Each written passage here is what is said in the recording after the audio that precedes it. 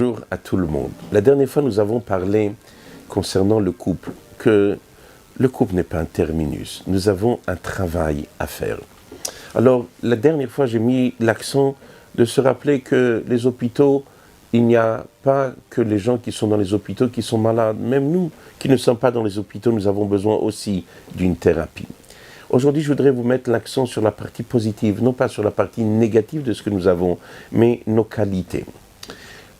Le Talmud nous dit, chacun d'entre nous a un devoir, le Talmud dans le traité de Sota nous dit, chacun d'entre nous a un devoir de se jauger. On a un devoir de jauger notre identité. Dans le langage du Talmud, on doit être Hacham Or Chotav. On doit jauger nos voies, nos chemins.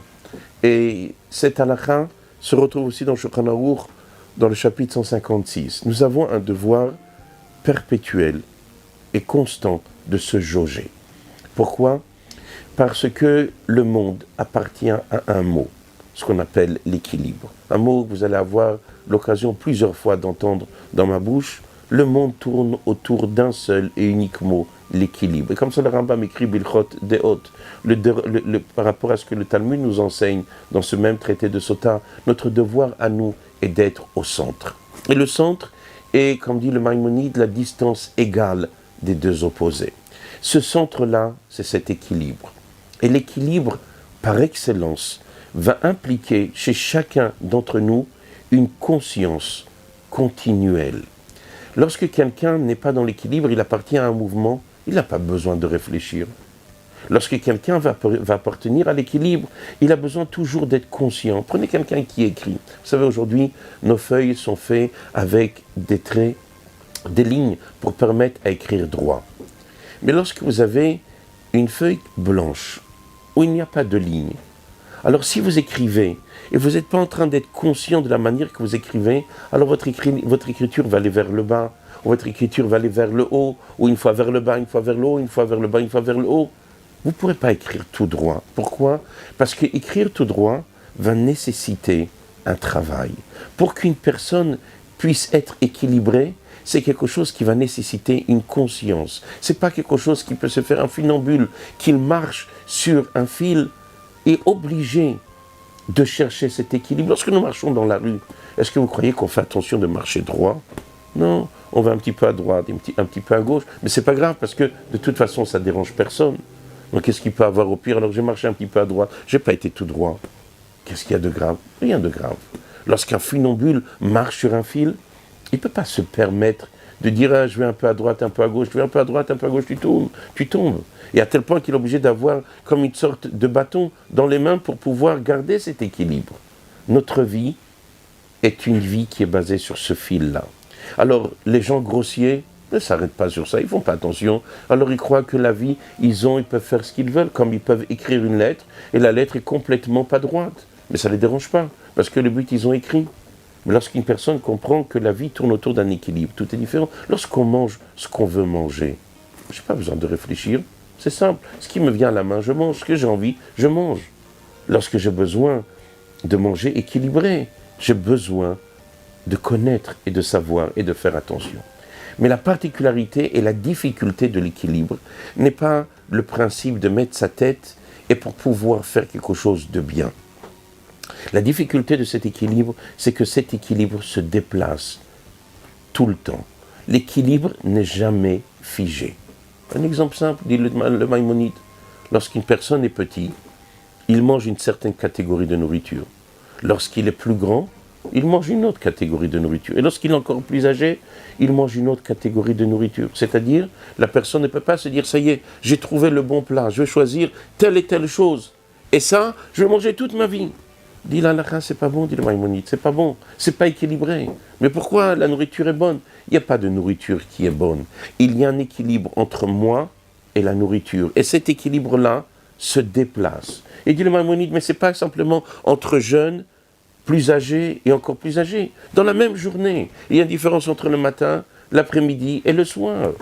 Et pas simplement entre le matin, le midi et le soir. Il va y avoir une différence entre l'hiver et l'été. Chaque chose va tout le temps se déplacer. Et ça va dépendre aussi de ma tendance, de ma nature. En d'autres mots, nous dit le Maïmonide, ce que le Talmud nous dit, Hacham Or Chotav, il faut que tu sois tout le temps en train de te poser une question. Est-ce que tu es dans cet équilibre? Donc cet équilibre déjà nécessite une conscience. Mais même lorsque j'ai déjà trouvé la bonne chose, nous dit la Torah, cette bonne chose n'est pas figée. Elle change, elle se déplace. Pourquoi? Parce que c'est toujours un principe, la distance égale des deux extrêmes. Lorsque je suis au début de ma voie, alors j'ai 10 mètres à faire, le milieu de 10 mètres, c'est 5.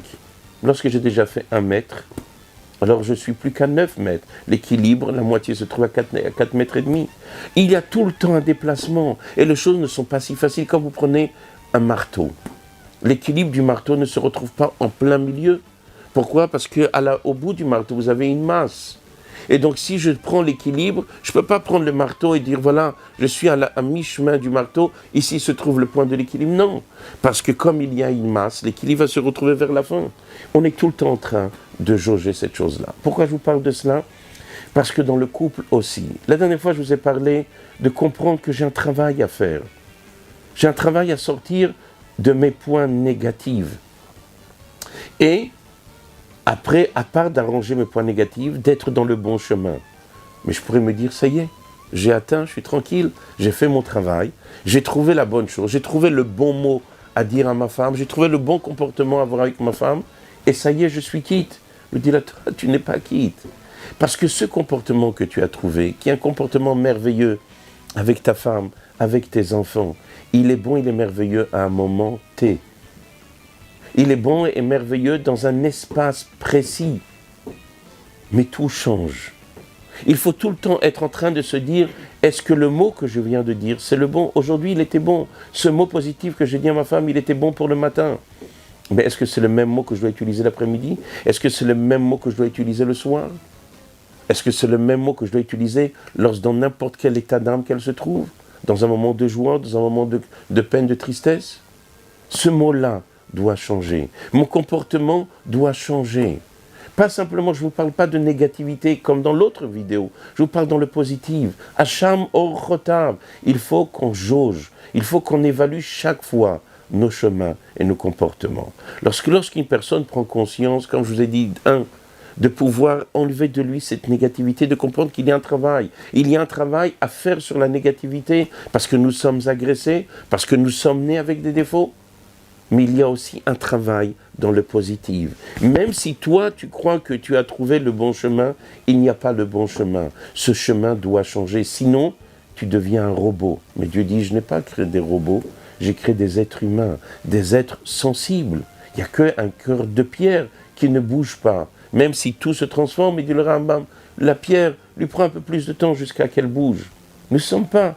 Notre but n'est pas être des lèvres à even, des cœurs de pierre. Au contraire, notre but c'est d'être lèvres, bassar, d'avoir un cœur de chair, d'être sensible. Alors c'est vrai que pour l'instant, la galoute fait que l'exil fait que nous ne sommes pas exactement comme on a besoin d'être, mais c'est notre travail. Alors essayez de vous imaginer qu'un homme et une femme, tout le temps en train de se jauger, est-ce que le mot que j'ai dit, mon comportement que j'ai vis-à-vis de ma femme, le comportement que j'ai vis-à-vis de mon mari, le comportement que nous avons, nous les parents, vis-à-vis de nos enfants, nous avons trouvé une bonne chose. Est-ce que c'est toujours la bonne chose? Alors peut-être que la réponse va être oui, c'est encore bon pour aujourd'hui, c'est encore bon pour demain. Mais est-ce que c'est la bonne chose pour aujourd'hui?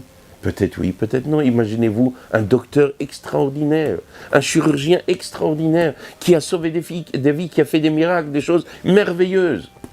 Mais vous imaginez qu'il reste tout le temps avec ces mêmes instruments, ces mêmes méthodes, cette même technique? Vous imaginez où on serait aujourd'hui? On serait tous dans des hôpitaux, on ne s'en serait pas sortis. Mais il y a une technique, tout change, tout joue, tout bouge, et on est obligé d'avancer avec cela. Alors que Dieu fasse que chacun d'entre nous prenne conscience que nous sommes dans un travail perpétuel. Nous sommes tout le temps en train de s'améliorer, changer, s'adapter, jauger notre identité. Et lorsque ça c'est fait, c'est sûr et certain qu'Akadosh Baruch Hu nous donnera la bracha, qu'Akadosh Baruch Hu nous accompagnera et nous donnera les moyens de faire ce que nous avons à faire, et nous allons réussir. Parce que c'est ça notre travail. Notre travail à nous est de faire ce qu'il demande.